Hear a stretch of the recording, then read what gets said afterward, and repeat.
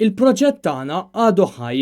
Kienet din waħda mid-dikjarazzjonijiet li bihom id-deputat Laburista Konrad Mizzi indirizza lil Joseph Muscat f'messaġġ fuq il-midja soċjali.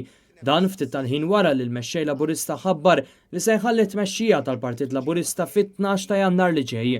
Din id-dikjarazzjoni mhux biss komplet iżżid ir-rabja, iżda qajmet ferm aktar mistoqsijiet fosthom għal liema proġett qed jirreferi Konrad Mizzi. Dan fost oħrajn għaliex issa kull ftehim li laħaq Konrad Mizzi fl-aħħar snin hemm dubji serji dwaru. Ewlieni fosthom il-proġett tal-Power Station il-ġdida tal-Electrogas iffurmata minn konsorzju li fost oħrajn kien jinkludi lil Jorgen Fenech, sit tal-kumpanija 17 Black. Minn din il-kumpanija Konrad Mizzi li riżenja darbtejn f'żewġ leġislaturi minħabba l-iskandli li kien protagonist fihom kellu jirċievi mal-5,000 euro kuljum f'kumpanija segreta moħbija fil-Panama. Dan joħroġ minn emails ta' Nexia BT. Ironikament, wara li din kienet waħda mir-raġunijiet li niżlu lil Joseph Muscat, Konrad Mizzi għalaq il-messaġġ tiegħu bil-kelma inħobbok.